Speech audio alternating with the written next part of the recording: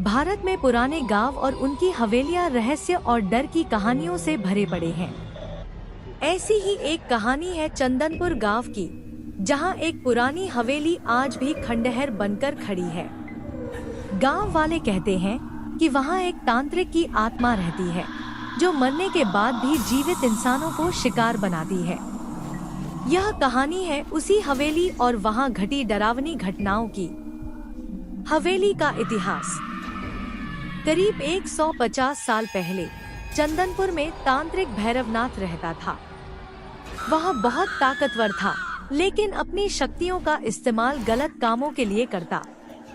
कहा जाता है कि उसने गांव की कई लड़कियों की बलि चढ़ाई थी और अपनी काली साधना से हवेली को भूत प्रेतों का अड्डा बना दिया था। गांव वालों ने मिलकर उसे मार दिया, लेकिन मरते वक्त उसने कहा था, मैं लौट कर आऊंगा और इस हवेली को श्मशान बना दूंगा। उसके बाद से हवेली वीरान हो गई। दिन ढले वहां कोई नहीं जाता। रात में वहां से मंत्रोच्चारण, हंसी ठिठोली और चीखों की आवाजें आती। सालों बाद शहर से 4 दोस्त अंकित, साक्षी, मोहित और प्रिया गांव घूमने आए। वे सब रोमांचक चीजों के शौकीन थे।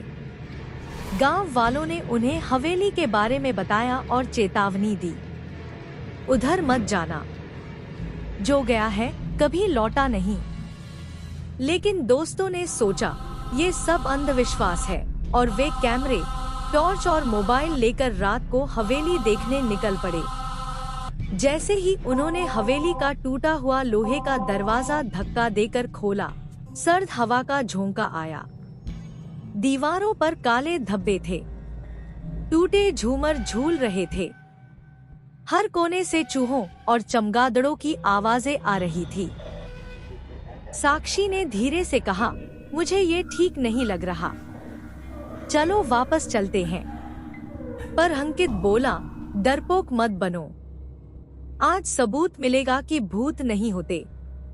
वे सब हवेली के अंदर घूम रहे थे कि अचानक उन्हें घंटी की आवाज सुनाई दी।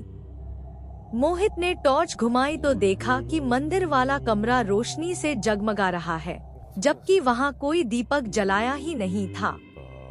कमरे में रखी देवी की मूर्ति पर लाल रंग से लिखा था, यहाँ से चले जाओ। प्रिया कांप उठी। दोस्तों ने जमीन का पत्थर हटाया तो एक गुप्त सीढ़ी दिखी, जो तहखाने की ओर जा रही थी। वे सब हिम्मत करके नीचे उतरे। वहां कई पुराने बक्से और दीवारों पर अजीब मंत्र लिखे थे। एक बक्सा खोलने पर खून से सनी गुड़िया और इंसानी हड्डियां मिली। तभी एक ठंडी हवा चली और पीछे से आवाज आई, तुम्हें नहीं आना चाहिए था। चारों ने पीछे मुड़कर देखा तो एक सफेद साड़ी पहने औरत खड़ी थी। उसके बाल बिखरे थे, आंखें लाल और हाथ में त्रिशूल। वह जोर से चिल्लाई, ये मेरी जगह है, अब तुम सब यहीं मरोगे। साक्षी डर के मारे चीख पड़ी। अंकित ने मोबाइल से वीडियो बनाने की कोशिश की, लेकिन मोबाइल अपने आप बंद हो गया। औरत गायब हो गई, लेकिन तभी तहखाने की दीवारें कांपने लगी। मोहित को लगा किसी ने उसकी गर्दन पकड़ ली। प्रिया की आंखों से खून बहने लगा। अंकित के कान में फुसफुसाहट हुई, तेरा नाम मेरी किताब में लिख चुका हूँ।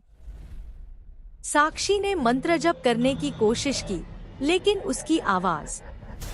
तभी तहखाने के बीचों बीच जमीन फट गई और काले धुएं से एक आदमी निकला, वही भैरवनाथ तांत्रिक। उसकी आंखें जल रही थी, हाथ में खोपड़ी और चारों ओर आग की लपटें। वह बोला, मैं लौट आया हूँ और अब तुम सब मेरी साधना का हिस्सा बनोगे। अंकित को अचानक याद आया कि गांव वालों ने कहा था, अगर हिम्मत है तो हनुमान चालीसा का पाठ करो। उसने कांपते हुए चालीसा गाना शुरू किया। आवाज धीमी थी, लेकिन जैसे जैसे वह बोलता गया, तांत्रिक की चीखें बढ़ती गईं। आखिरकार जमीन जोर से हिली और तांत्रिक वापस धुएं में समा गया। चुड़ैल भी गायब हो गई। सुबह होने पर गांव वालों ने देखा कि चारों दोस्त हवेली के बाहर बेहोश पड़े थे। 3 तो किसी तरह बच गए, लेकिन मोहित पागल हो चुका था। वह बार बार सिर्फ एक ही बात कहता, भैरवनाथ लौटेगा, वो हमें नहीं छोड़ेगा। गांव वालों ने हवेली को फिर से बंद कर दिया, लेकिन आज भी रात को वहां से